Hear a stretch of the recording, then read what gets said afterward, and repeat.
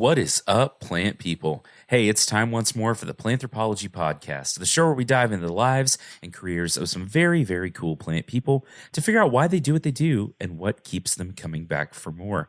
I'm Vikram Baliga, your host and your humble guide in this journey through the greenest of sciences. And my friends, as always, I'm so excited to be with you today. Y'all, this is a very special one for me, and they all are. I have enjoyed every episode of the show. All my guests are great. But for today's episode, I got to interview Amanda McLoughlin, who is the CEO of Multitude Shows and host of great podcasts like Spirits. And when I got into podcasting as a listener years ago, back in 2018-ish, maybe-ish, I was sort of a late adopter of the whole thing, which is interesting because now I do this like every week-ish. Hey, if you've been listening and you're like, you haven't done it in months, stop it. It's fine. But Spirits was like the second show I think I ever listened to. And Amanda and I talk about this in the episode. But it had such a cool impact on me. And the way I looked at storytelling and the way I looked at media and all of that. And I got to listen to that show as it grew and developed. And it gave me ideas for how to do this show. And so a few weeks ago, Amanda actually reached out to me. I got an email that said, hey, I've found your show and I've been listening and I love plants and I would love to be a guest sometime. And I was sort of floored a little bit because, it's weird. I've been doing this for over 3 years and yeah, we're coming up with 200,000 downloads for the show. And I still am shocked sometimes to hear that people listen to it like you. Thank you for doing that. But I obviously said, yes, please. And we had the best conversation about plants and propagating plants and what they mean to us in our lives and where our passions for them come from. But we also talked about living life as creatives. We talked about the value in what we do as media creators. And we talked about business and succulents and where to put them in your house and how to grow different plants. And it was just so much fun. Amanda is genuinely one of the kindest, warmest people I think I've ever talked to. And it meant so much to me that I got to have her as a guest on the show. And I know that you are really going to enjoy it as well. So without too much more ado, let's jump into it and get ready for episode 97 of the Planthropology Podcast with Amanda McLoughlin.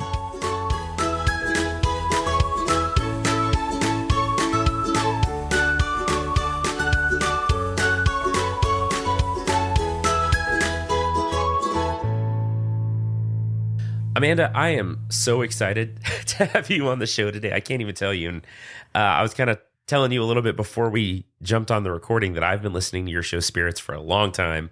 And I was so excited when you reached out about doing Planthropology. So thanks for being here with me today. My absolute pleasure. My husband, Eric, was like, hey, this podcast came across my timeline. It feels like the absolute perfect fit for you. So I'm excited to be a new listener and also very grateful that you wanted to chat with me because I love plants. It's my main hobby. I wore my Monstera leaf earrings today. Those are dope. Thank you. Just, to be thematically appropriate. And yeah, I'm stoked to be here. Very, very cool. Well, why don't you introduce yourself a little bit more? Tell us about, how you got into plants, what you do, just whatever you want us to know. Totally. So I am a podcaster. I run the Multitude Podcast Collective, production studio, and ad sales agency. So I've been a full-time business person in the business of making stuff online and being a podcaster for the last 5 or 6 years now. And before that, I worked at a startup and in finance and used my English degree in all kinds of odd ways that ended up being kind of like a sideways business career. And that whole time, kind of the main thing that I did for fun was both making stuff online and also loving plants and being in nature and tending to my house plants and really doing a lot of like nesting and setting up, my apartment and my home for myself. It's a thing I've always really cared about.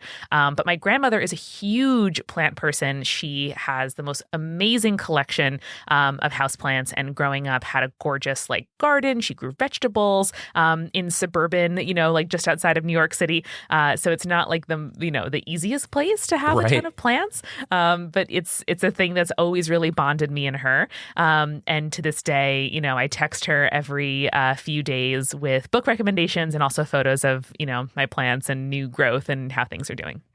That's awesome. And I love that story because actually that's how kind of I got into plants as well. My granddad and I grew up gardening all the time. My mom and I lived with him, with my grandparents when I was little. And yeah, some of my best and fondest and earliest memories were gardening. And I love that story.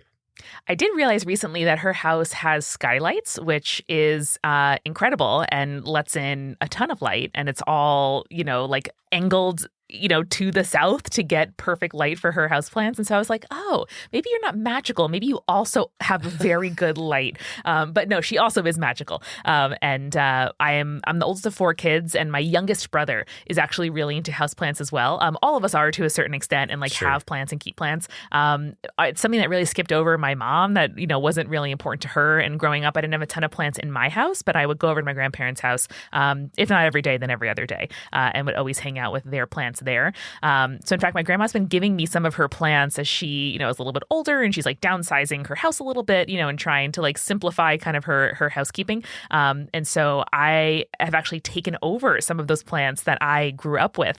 And it is like the, not the major stressor of my life, but it's something that I take a lot of responsibility for. And I would feel devastated if I were ever to, mishandle or not care properly for one of her plants. It's funny you say that too, because like so many people, I think, have sort of that feeling like the hand-me-down plants it's different than like getting a, I don't know, clock or something Yes. that ends up on your mantle. Like this is a living thing that like, I think in a lot of people's head, it's like, it's just a plant, right? Like I hear that a lot. It's just a plant, but it's not, it's more than that. It's like a life you're bringing into your home, even if it's, quote unquote, just a plant. And it is a big responsibility. It is. It's almost, it's not quite like rehoming a pet. I didn't grow up with that with cats or dogs or anything. I'm pretty allergic to them. But that was my version of that, right? Is like having houseplants. And I think my version of like picking up strays is I'll go to Trader Joe's and be like, Eric, they were only $2. I'm so sorry. I had to come home with this jade plant. Like it's $2, babe. And so, I actually try to take a lot of lessons from my friends who have plants, and even to an extent who are parents, around like, sometimes the plant you get is not a great fit for your life, and you have to like find it a better home. And in fact, giving away like cuttings and propagations of plants is a big thing I've gotten into over the last few years, particularly during the pandemic. I gave cuttings and really got into propagation, and giving those to loved ones I couldn't spend a lot of time with, but was able to kind of see the growth of those plants in their homes, was really meaningful to me. Though I try not to sort of enforce this in the reverse. And I have caught myself kind of like checking in on the plants I've given people when I see their homes. And I'm like, no, Amanda, like pull it back. We can't do that. Yeah. Like you give the gift but no, I feel the same way. Like you killed this plant. Like I gave you this plant and you killed this plant. No, I feel that for sure. And we get, so for my professional life, I run a greenhouse and garden at my university. And, like people will come donate plants. Sometimes they're plants we really want and it's really cool. Sometimes it's just like, I have this giant thing and I need it to not be my problem. And so then it's, my problem at that point. But then people will come by sometimes and be like, hey, how's my plant? And most of the time I'm like, hey, it's doing great. And then every now and then I'm like, well, bad news. We had to find another home or someone forgot to water it and it caught on fire, whatever. Like stuff happens. So how does running a greenhouse kind of interact with your love of plants? Has it like changed or, diluted that as like a thing you love in your outside work life as well? That's a good question. To a certain extent, probably, it's like we take our hobbies and we take the things we love and then turn them into work. That's a thing that I seem to do over and over in my life. Like, yeah, I love this hobby. How could I do this professionally more than I want to? But, what's the saying that like the cobbler's kids have holes in their shoes or like yes. something like that? Like if you were to go see my yard, it's very like it's not a wreck, but it doesn't look like someone who has a PhD in like horticulture and landscaping and stuff lives there. Because by the time I get home, I'm just like, more plants. But I do, for the longest time, my wife and I lived in a house that had very little natural light. And so like I would bring a plant home every now and then. it just didn't work. It wasn't working. But now we've moved actually into my grandparents' old house where I lived when I was little. And they've got, like you said, skylights, and it's a total game changer.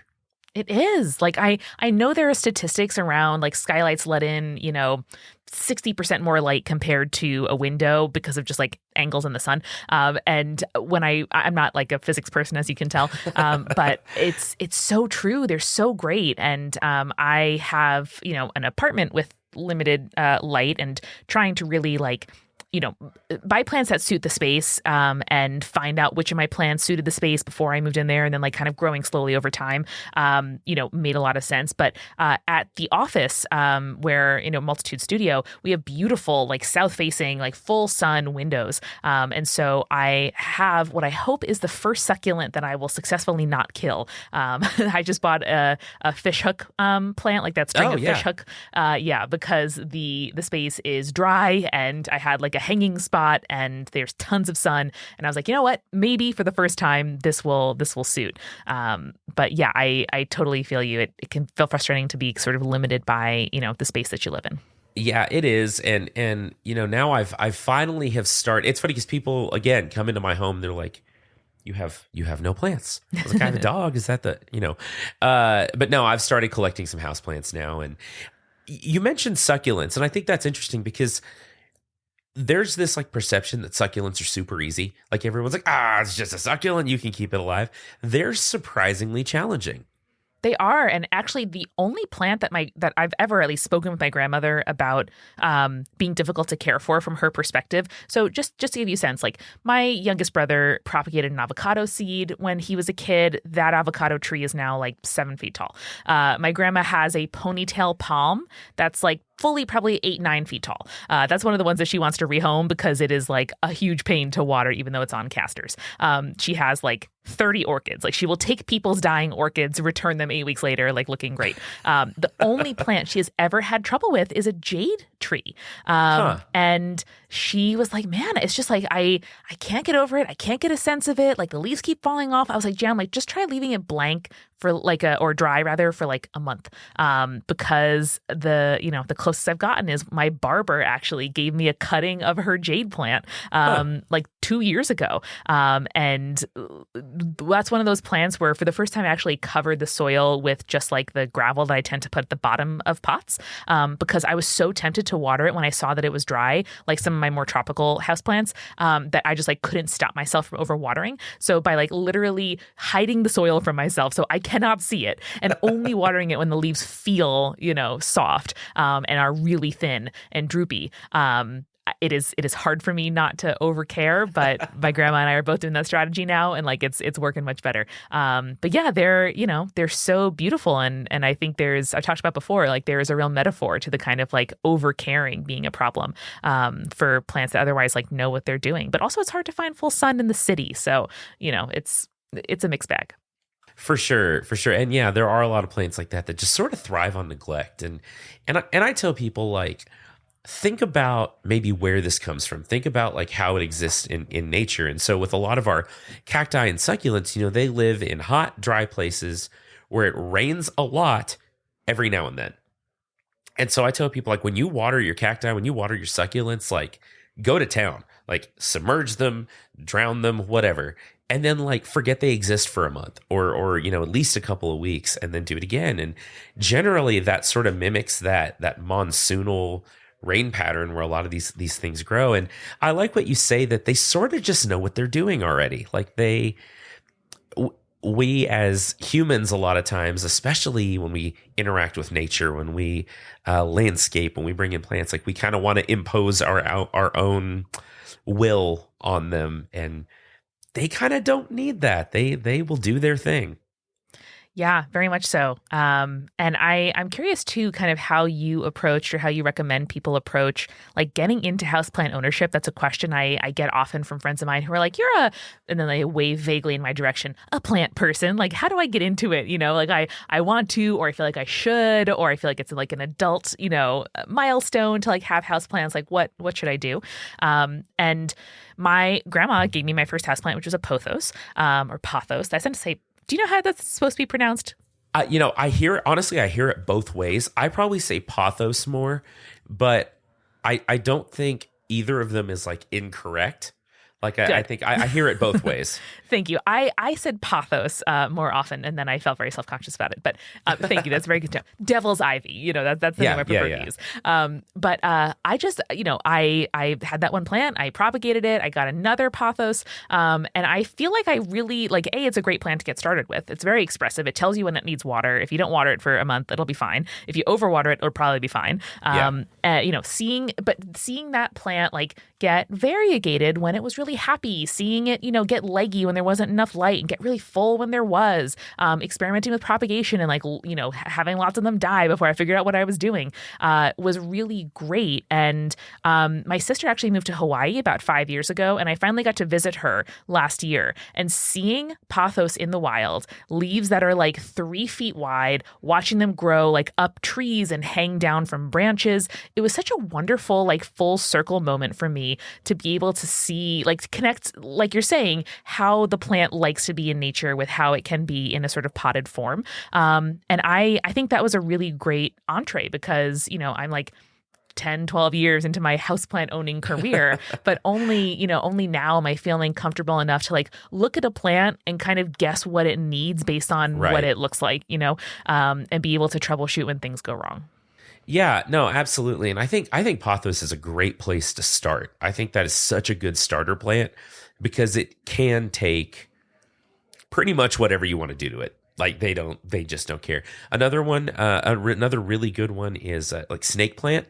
Yes. Sansevieria. I think it just got reclassified as a Dracaena, but it doesn't matter. Taxonomists get bored, I think. And they're like, well, let's change the name of this thing that's had the same name for 200 years, whatever, it's fine. That's so funny. It happens, which my students hate because we make them learn plant names sometimes and oh no, this one's different now. It doesn't matter. But that's another one that'll take a lot of sun. It'll take some shade. You water it when you remember it exists, and it's oh, okay, yeah, fine. I'm cool with this. Yeah, it'll flower every now and then, which is always really interesting. So yeah, there's a few good ones. As far as succulents go, if there's sort of a no-fail succulent, it's probably some of the echeverias or sedums, that are just they'll get leggy if there's not enough sunlight, and they don't. But then if you can clip them back and give them a little more light, and they'll bush up more. They're tough, and there's so many different kinds that you can find some that fit into certain I don't know. Sort of aesthetics, if that's what you're after.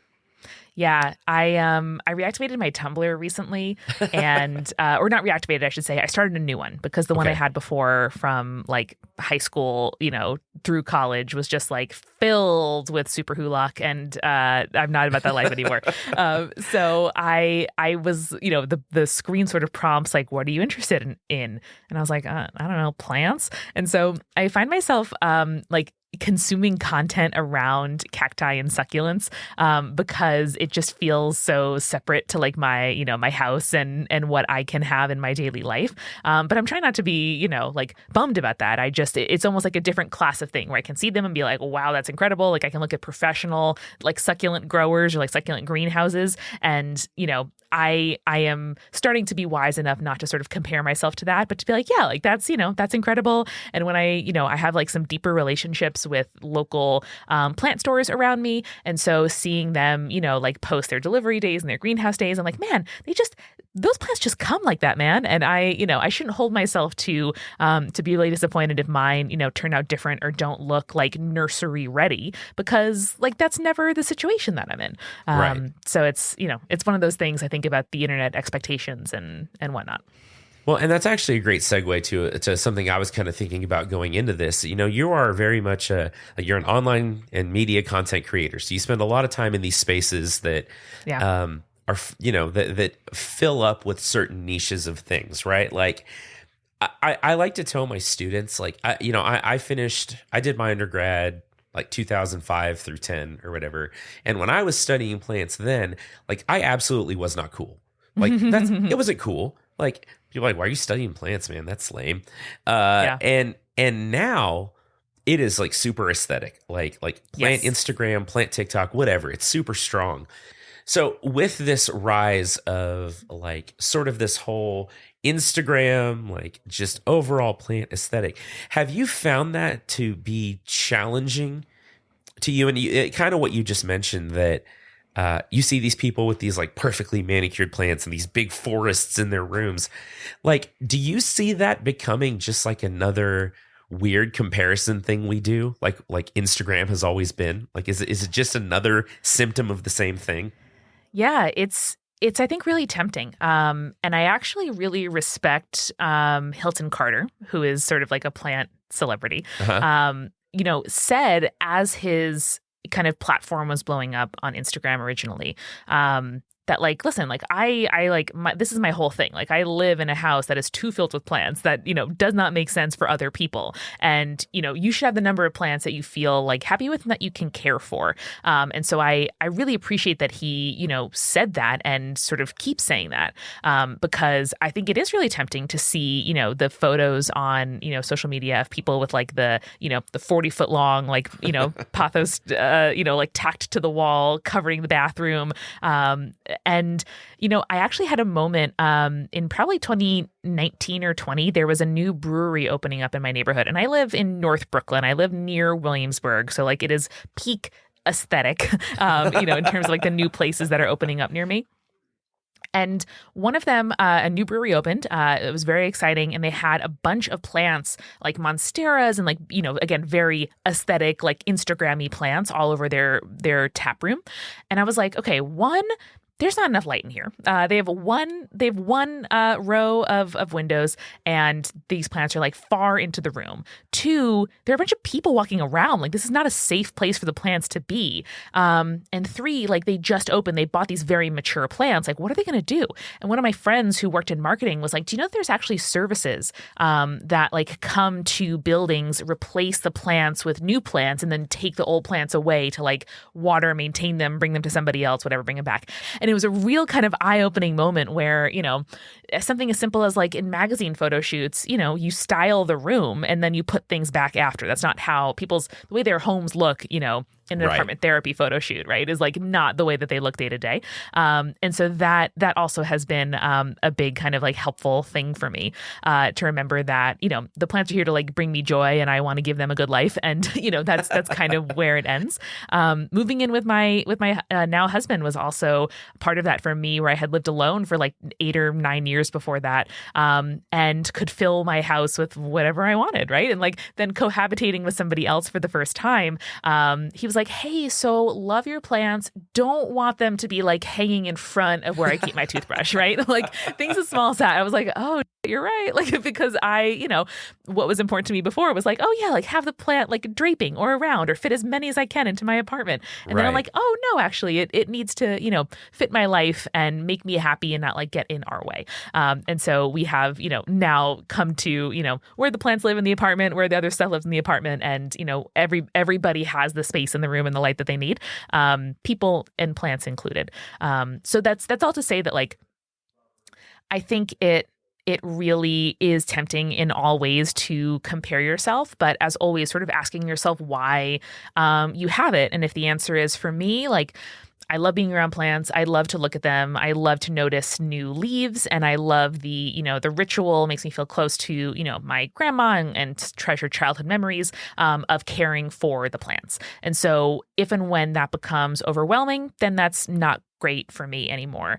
And what I'm not there for is to like impress other people or even take photos. Like I kind of documented, especially during lockdown, new leaves, and I share those very excitedly, on Instagram. But they're not there as like a backdrop for me. And if that's your biz, like awesome. If I had a house with like a screened in porch and I could have like plants up the wazoo in there, I probably would. But because I like being in there, not because I like to show others that I have them. Yeah, for sure. And I think that's a healthy way to approach that. I'm trying to figure out how to say this. When our culture very much like through social media is very much like almost commodifying the things we enjoy in our life, right? Like, I think just saying like, these are here because I'm excited about them, not because I'm trying to like sell you anything or like prove anything to you. I think that's a healthy way to approach that. Yeah. No, I agree. And actually, I don't want to come across as like a total, evangelist here, because over the weekend, I've been like doing some spring cleaning and like selling, some like stuff I don't need anymore, et cetera. Spending a lot of time on Facebook Marketplace is the point. And so it keeps serving me things it knows I'd be interested in, which include a lot of listings for people selling plants in my area.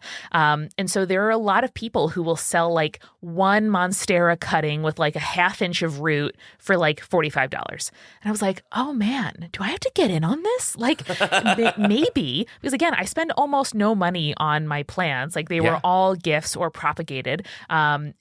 Slowly I've been sort of like giving plants away or like kind of, rehoming them. And then like I'll bring one in occasionally. But I was like, maybe I can, upgrade all my pots with money I earn selling cuttings to these hipsters in Williamsburg, who like want this aesthetic plant. Like maybe that's my new hobby. And so it has crossed my mind, and I am a person who like podcasted for fun and now does it for work and like how to find other fun things. But I'm like, you know what? It would find me joy. I've gone to some plant swaps. I've, like traded cuttings with friends, things like that. So I was like, maybe if I make a little bit of money giving, cuttings of my like purple, ZZ plant to someone for $25, and I can sort of like reseed that money to my local plant store, that might be fun for me. It kind of like it's like a self-funding hobby or self-funding. Yes, that's what I'm thinking. Yeah, because I think I've given gifts to all the friends of mine who will accept plants from me, and now I have to sort of like figure out what to do with my propagation, because I love propagating. It's so much fun. Yeah, and that quickly gets out of hand because you're like, I have 100 cuttings of this. What am I going to do? No, and I think that's cool. They keep getting bigger is the problem. My plants keep growing, and I'm like, oh no. Yeah, that is a constant thing, and I like that idea a lot. It's just sometimes I get on like I don't know if you've ever looked at plants on like Etsy or it is absurd. Like it's absurd how much some people charge for things. And like, so there's a line there somewhere, at least in my mind, of like, oh no. And I mean, we just actually did a plant sale here at work a couple of days ago to help fund some of our educational programs and stuff. And so like, I'm totally into that. It's just like, I don't know. In my head, there's this weird, like, and it's not even a hard line. It's like a weird nebulous line that probably goes back and forth depending on how I'm feeling about like how much is too much of like getting into some of that. And that's, that's a delicate balance to strike probably in any kind of creative pursuit too, I think. It is. And part of my, professional career has been motivated a little bit by spite of being like, people who are, less ethical than me or have worse intentions than me or are, less like hardworking than me are super successful at this. So like, why shouldn't I be, and that honestly is part of what motivates me. And so I sort of had that same thought where that friend who told me about the services that come and rotate the plants at like commercial properties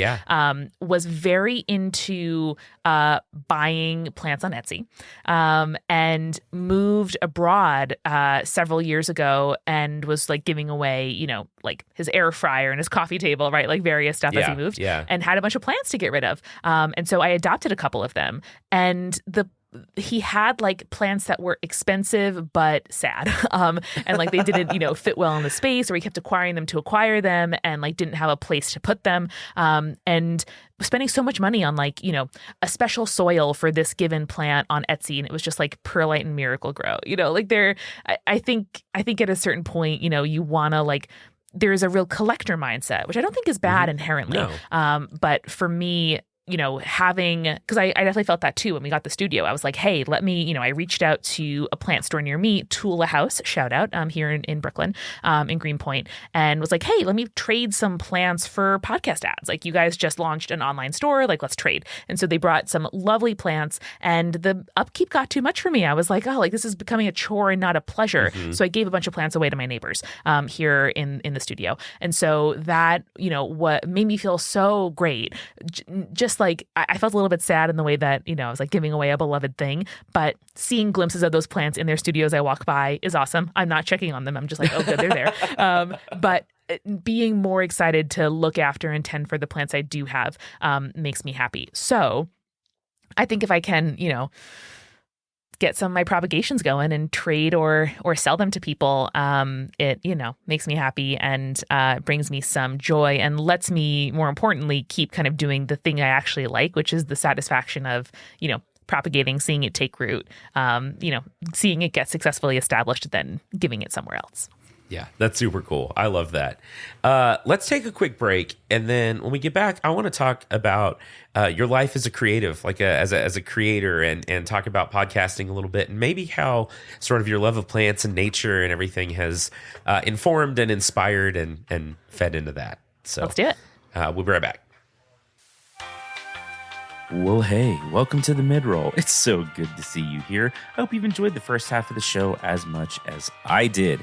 A few things before we jump back into it. First, thank you so much for listening and for being a part of Planthropology. I could not do this without you, and you make it a joy to be a podcaster and a creator and a creative in general, which will come up a lot more in the second half of the show. Thanks so much to the Texas Tech Department of Plant and Soil Science and the Davis College for supporting the show and letting me do it and just being such a big cheerleader in my corner as I do this. Thanks to the Podfix Network for letting me be a part of it. And again, just thank you for all your support. If you'd like to support the show further, there's a few things you can do. You can share the show with your friends, whether you retweet something or whether you tell them about it or anything else. It would be great if you would just do that for me. Also, if you want to leave a rating and review on Apple or Podchaser or Spotify or anywhere else that you can, it would mean the world to me, seeing those 5-star ratings pop up just in front of my face. And it's weird how it happens. Like, I get them and they just pop up. I'm in a bit of a drought right now. So if you could do that, it would make my day. But it really helps. It lets me know that I'm doing things that you like to hear me doing. If you want to reach out, you can get me at planthropologypod@gmail.com, or you can go to planthropologypod.com and find out a lot more. I'm in all the social media places where you can come and connect. I am on Twitter, Instagram, Facebook as Planthropology or some concoction thereof. I lost the usernames in a couple of places before I started, and it's a whole thing. I'm over it. Can't you tell? Also, I am the Plant Prof on the TikTok machine and on Twitter and also on Instagram. I do a lot of social media. It hits me every time I say this list. I'm going to reflect on that. Also, if you want to financially support the show, you can buy some great merch at planthropologypod.com. New stuff coming soon. I know I've been saying that for like a year, but it's true, I think. Also, you can go to buymeacoffee.com/planthropology. And for the price of a coffee, you can literally buy coffee for myself and my staff here at the Greenhouse and Horticultural Gardens. But for my trailer today, I don't have a trailer, but I'm going to tell you to go listen to the Spirits podcast and the other great shows on the Multitude Shows Network. Just really some fantastic media, warm, friendly, funny, just great stuff that I know you're going to love. And we talk about spirits in the second half, but I want you to hear it now, and then you'll hear it then. And I'm going to tell you again at the end to go listen to Spirits and just connect with Amanda anywhere that you can. But, yeah, that's all the things. Let's get back to the show. All right, we are back. So, Amanda, I want to talk about some of your professional things that you do, because I talk to a lot on this show, people that work in the plant industry, or they're, landscapers or like researchers or whatever, but you work and live in the creative field, right? You are a content creator, both online and on podcasts and media, and you own or sort of run a creative company or a creative pursuit. So there's kind of two questions here. So first, I would love for you to just kind of tell us about what you do and tell us about Multitude Shows and all of that. And then also I'd like to know a little bit about how like your love of nature and everything else like feeds into that. Absolutely. So Multitude is a podcast collective, a production studio, and an ad sales agency. And that really came out of learning how to do for myself and for my friends the stuff that we needed to have our hobbies grow. So in 2015-16, I started launching my first podcast, Spirits. Soon after, my college friend Eric, who's now my husband, asked me to be on his Dungeons and Dragons podcast, which has led to many, lovely relationships and marriages, ours included. And we were like, this is amazing. Like making community with people around a shared interest has really been the driving force of Multitude and of my career as a whole. And so when we were, starting to grow and wanted to do things like, run ads and on our shows, like make a little bit more money and figure out what, events and festivals made sense for us to go to as podcasters.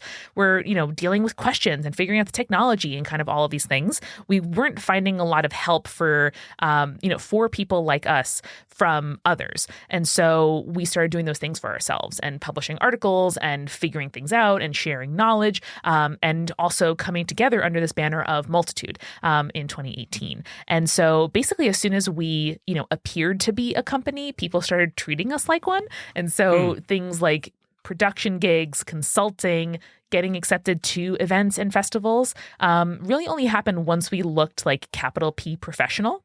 And that's been a big takeaway for me, is, over the years, we've really distilled what our business is. And so now what we really say is that like we specialize in making shows that communities gather around. And so that might look like, helping a member show in our collective to, refine and grow. It might mean starting a new show with somebody we think is super talented and should have one.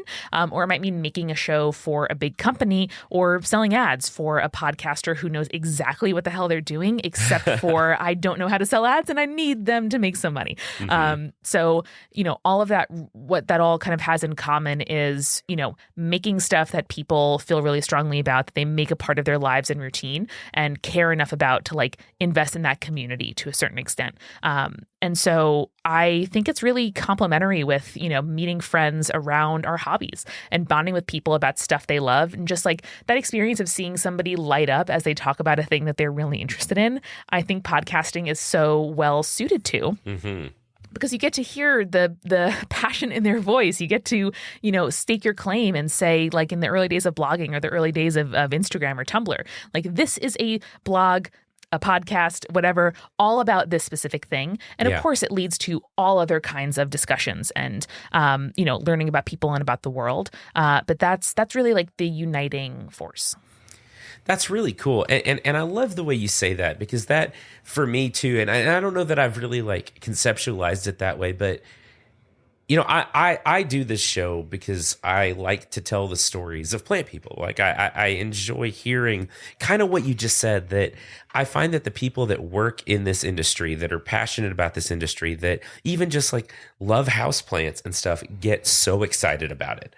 Like it makes them so happy to do it. And then so happy to talk about it. And as an educator and a communicator and just a plant nerd, like that really kind of scratches that itch for me, that it keeps me excited about doing this kind of thing. And I love that. I love that whole mentality, and I love the whole ethos behind that. Thank you. And it gives me a lot of satisfaction to help other creative people sort of negotiate the stuff that they don't care that much about in order to focus on what they really do.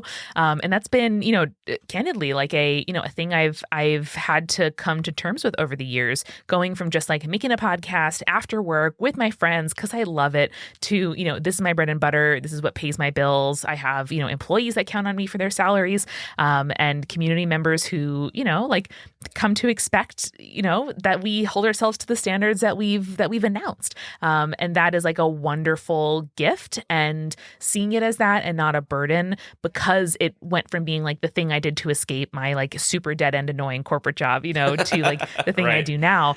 The thing that keeps it, interesting and worthwhile for me is that idea of like, this has meaning to other people. And if I can put my skills to use, making this easier, making a space for somebody where they, didn't feel welcome before, like all of that stuff is exactly why I do this. And it's a new kind of satisfaction, like, learning how to sell ads to make me and my co-host some money, to like buy better microphones or pay for an editor, or like eventually quit our day jobs. is a huge freaking deal. And finding, a business is like a plant, where you do it with the best intentions. You find the spot that you think it flourishes. You cut things that don't work. You fertilize when you need to. You don't fall for schemes where you buy super expensive soil on Etsy that doesn't actually mean anything. There's a lot of like common sense, and a business is a lot more like an organism than people, I think, believe it to be. Where what worked for it 2 years ago is not going to work for it right now. Oh, yeah. And as it grows, it requires different kinds of care. And so I felt very confident with the going from making it a hobby to a business part of things. And now it's kind of a whole new world for me of figuring out like, hey, we're 5 years in, we have 6 employees, we're across like 5 states. And we, work with more shows and people than we ever did before. The industry is changing all around us. Yeah, and so, it's never stale. And maintaining what we need to do and how to make that exciting for me, but for also people who, count on me, is just a constant question and challenge. That's really cool. And so just to branch off of that a little bit, I discovered your show Spirits probably 2018 sometime. I remember it pretty clearly because I had just started this job. Where I'm, greenhouse manager guy, and like I had never really had the time to. Okay, let me say that differently. I probably had the time before, but podcasting was kind of new to me. I was again, like I said, a late adopter, and yours was one of the first shows I found and started listening to. So I'd be here like puttering around the greenhouse, watering plants, and listening to some of the lore and stuff from Spirits. And I think it was actually around the same time that Multitude was starting and all of that. So yeah. Which is really cool, and it was cool just to see that progression from the outside as a listener, as a fan, how that changed just the way y'all approach things, and the I mean, your show has always been great, but you could tell that like you were really drilling into the sort of the heart of what makes a good podcast and what makes a good like creative endeavor and all of that, and so just listening to you talk, like I would say from an outside perspective, like everything you've said has been super successful. Like I've loved watching that progress. Thank you so much. It means a lot to us that we, have an audience that's really interested in kind of the way things are made. And that's something too that I think the pandemic really taught me is, in those first few months of lockdown, all our advertisers canceled all their ads because they were like, what's happening? And they had to either, they had to stop selling their products so fast in the case of like paper goods and meal boxes, or they had to be like, we can't sell anything right now and we can't therefore advertise what we're doing. So, that was a big source of revenue for Multitude and also for the podcasts that we work with. However, at that same time, we saw all of our Patreon support go up in the way that like you and I probably tried to make a point to support businesses near us, both for practical, but also like ethical reasons. Mm-hmm. And a lot of people did, around the world. People, our listeners are smart. Like they get that it takes money to make stuff. They get that, if you're making something every day or every week online, it takes a tremendous amount of work, and that has to sort of like come out of something or get paid for somewhere. And so it's a real joy to run a business with people watching. And sometimes it feels like a pressure, and doing things like figuring out, hey, we found out this company does really unethical stuff that we don't feel good about promoting.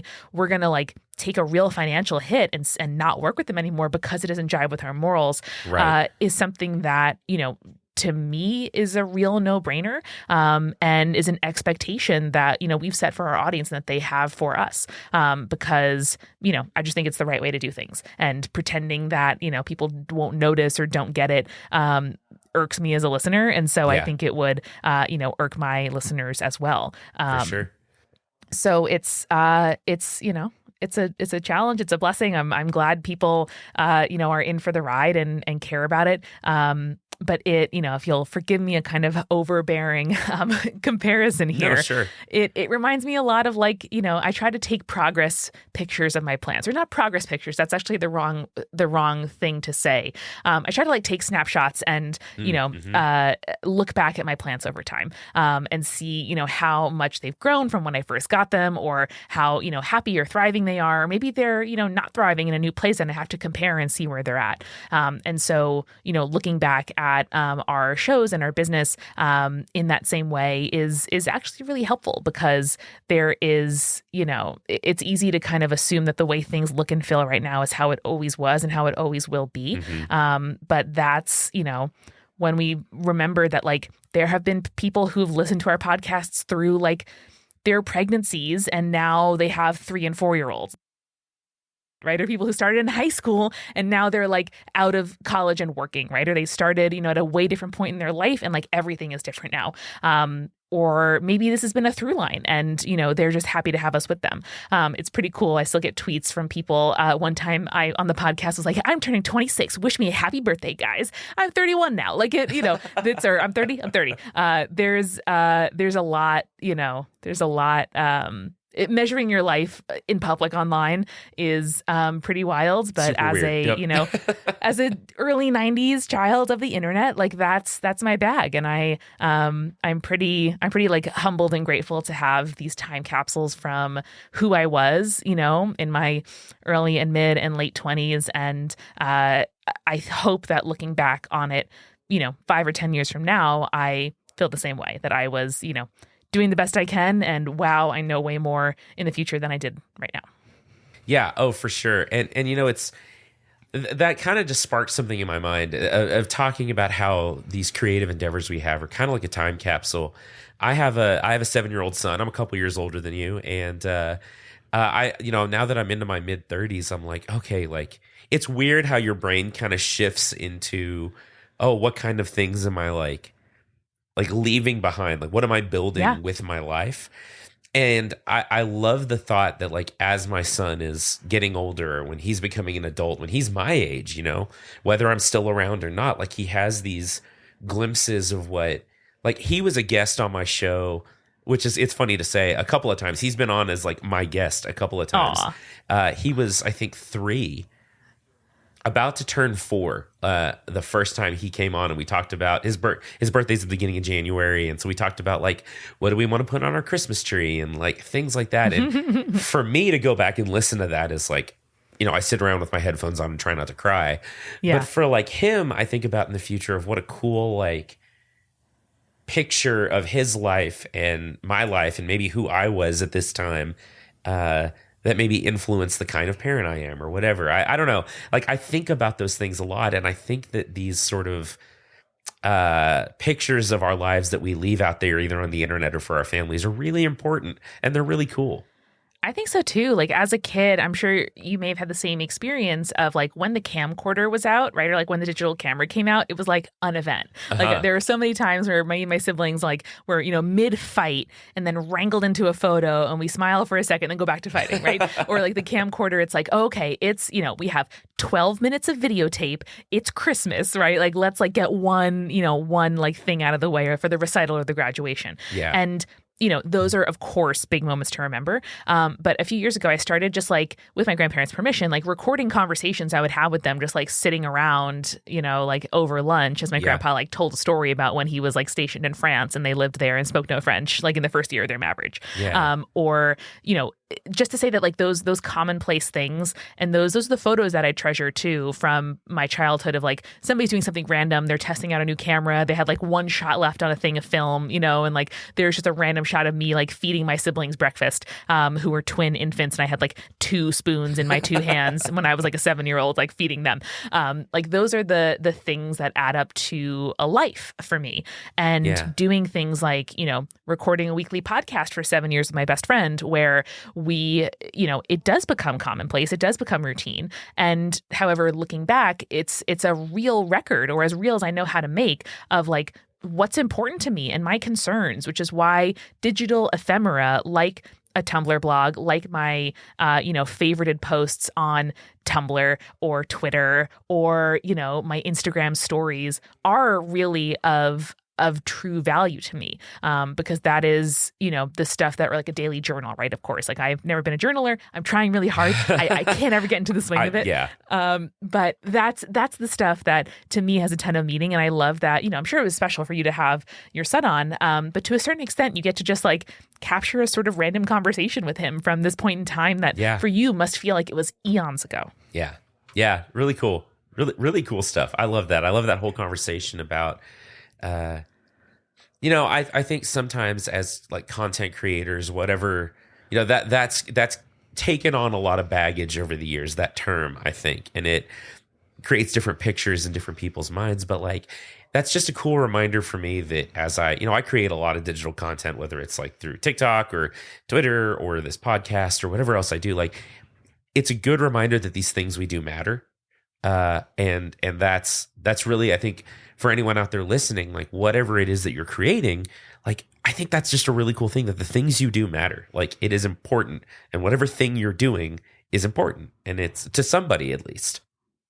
It is, and it's both, essential and also not the hugest thing in the world. Like a thing that we say all the time is there's no such thing as a podcasting emergency, which is something that I heard somebody else say many years ago. And I'm like, I'm like not quite tattooing that on me, but I'm like putting it in a pretty permanent Post-it. And it's important to remind myself that, like, in the grand scheme of things, on the metaphysical level, are my like metrics and ad dollars this week of huge import to me? No. But the fact that I can, spend my time as like hard and precarious as it sometimes is, making others feel less alone, being anything they can depend on, knowing that they can, for 45 minutes on their commute, while doing chores, while putting their kid down for bed, while, like as a break for studying, from studying, they can feel a little bit, at home, no matter where they are. And even though they are alone or listening with a friend and I'm not there, and it's not,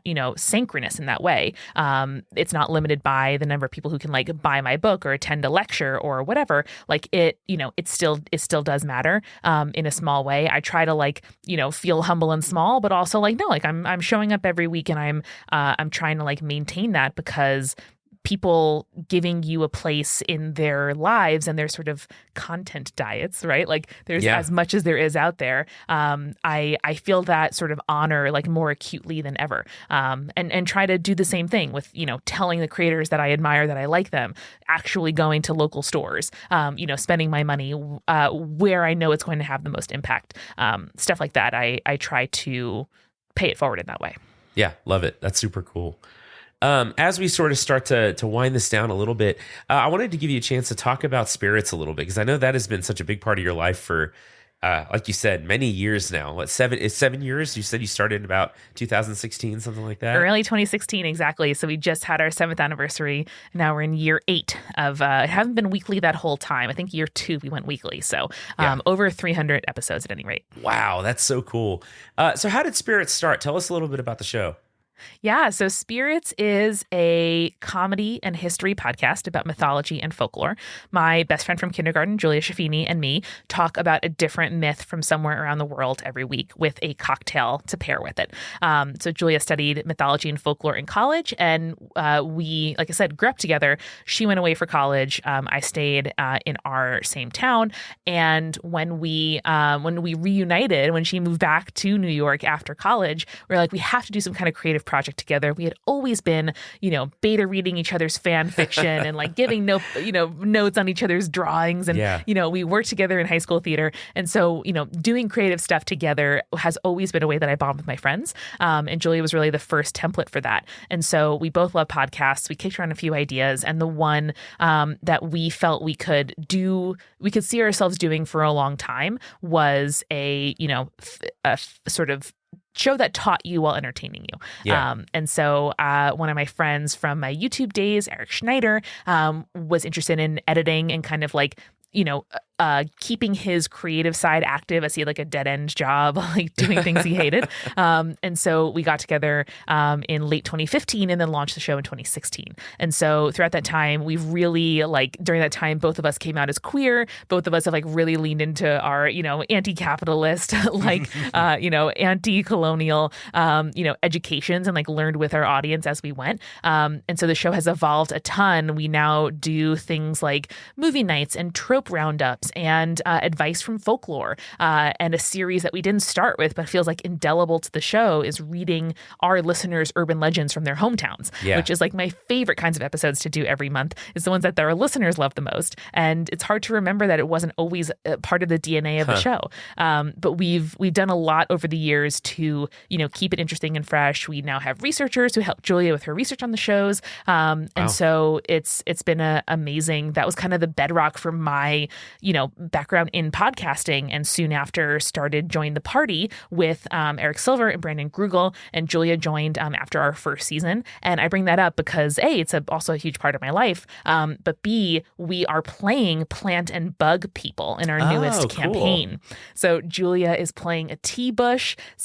Brandon in our party is playing a pawpaw fruit, and I am playing a butterfly. But the whole world, we're all pirates that are kind of sailing a great sea, and all of the people we meet are plant and bug people. So there's been like a pile of blueberries, there's been like a hibiscus flower, there's been a hydrangea, all kinds of incredible tie-ins, and really makes me laugh and smile and feel really homey.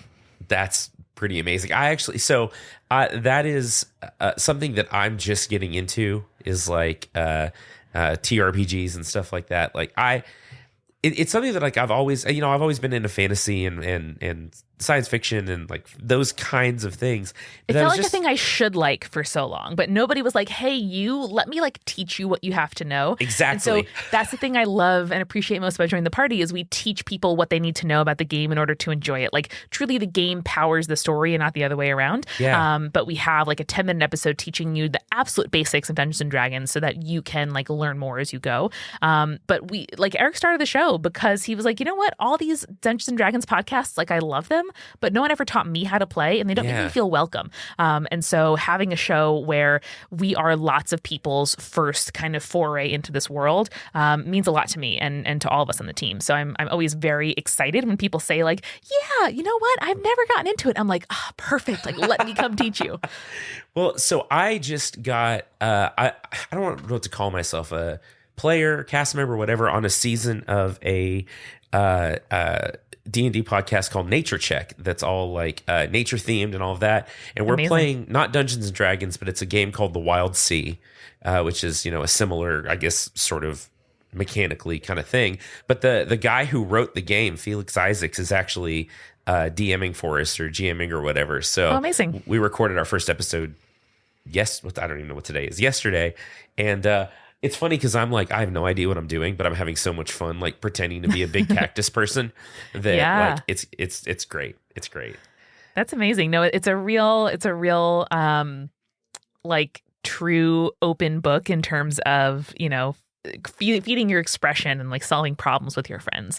And there's a reason why people have, campaigns of RPGs that have lasted for like 5 or 10 years, and why busy adults like find a couple of hours each week or each month to meet together and sort of like pretend. It is really so freeing. And we have a 4-day work week here at Multitude. Fridays we normally spend playing Join the Party and like hang in or taking a break or like doing, various things that we wouldn't have time for during the rest of the week. Right. And it's like my absolute favorite way to end my week. Very cool. Very cool. So the last thing I like to ask my guests on every episode or every interview episode I have, and it's fun when they know it. It's sometimes more fun when they don't, because they're just like, which again is entertaining for me, which is why I do this. If you had a piece of advice about being a creative or growing plants or just whatever, it really, literally anything.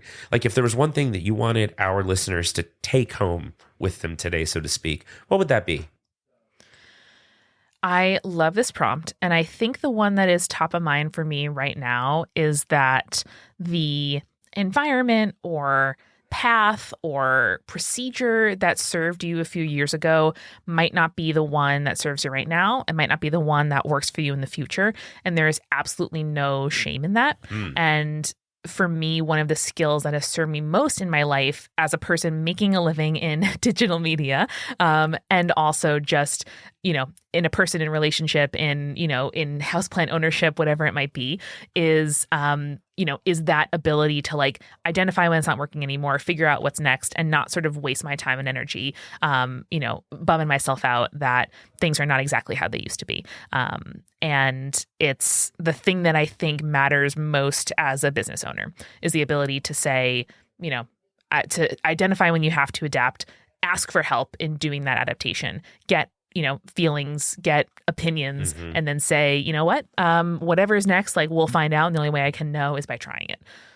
That is super cool. And that's such good advice because I think, we get sunk into the things we have done sometimes and convince ourselves that is the only way that it can be done. And the ability to pivot is so important. It really is. There was a huge condo that just went up blocking light to one of my rooms in my apartment. And I'm like, okay, we're gonna find a different plant for this room and move these plants somewhere else. And you know what? That is just the way it goes somehow. And that is okay. And you're going to be stronger and smarter and better equipped for the next time this happens if you embrace this opportunity to adapt and try something new. Yep. I love it. Amanda, an hour went fast. I really enjoyed talking to you. Where can we find you? I know you're all over the place, but... Yes, you can find me at She's So Mickey on social media. I often post #LeafWatch with photos of new buds and leaves on my houseplants over on Instagram in particular. And all of the podcasts I mentioned are at multitude.productions, or you can find Multitude shows on social. But if you are into this podcast and you like the idea of a tea bush walking around casting magic spells, or a butterfly shooting a crossbow, that's what I'm all about. Go to jointhepartypod.com and we teach you everything you have to know about Dungeons and Dragons to enjoy the story. That is super cool. Thanks so much. I had all the fun talking to you. That was awesome. And we'll have to, as you get further into your, houseplant career, so to speak, we may have to have you back again to talk about, honestly, whatever I can think of to talk to you about again. Always. It was a real pleasure, and I look forward to coming back. Thank you. Y'all, wasn't Amanda's advice great that it's never too late to find a new thing? It's never too late and it's never wrong to reevaluate your situation and to find ways to make your situation more of what you want. I think it's just wonderful advice, and I think Amanda is just wonderful as well. So thank you so much, Amanda, for coming and being on the show. I hope everyone will go subscribe to Spirits and check out all the great shows on the Multitude network of shows. Thank you so much for listening. Thank you for being a part of this. Thanks again to the Podfix Network and the Texas Tech Department of Plant and Soil Science. Hey, I wrote a book, and Plants to the Rescue comes out on July 11th, 2023. I don't know when you're listening to this. It is available for pre-order now at your favorite online bookseller or through my publisher Neon Squid or Macmillan Kids. And then if you're listening to this in the future, after this, it has already come out after July 11th, 2023, you can buy it anywhere you like. It's really great. It's about climate change and plants and nature and the things that we are doing to help save the world. It's really fun. It's meant for 8 to 10-year-olds, and I hope you'll get it. But I hope you're also being kind to one another. And if you haven't done that so far, I hope that you give it a try. It's pretty great. Thanks for being very cool plant people. Thanks for listening, and I will talk to you real soon.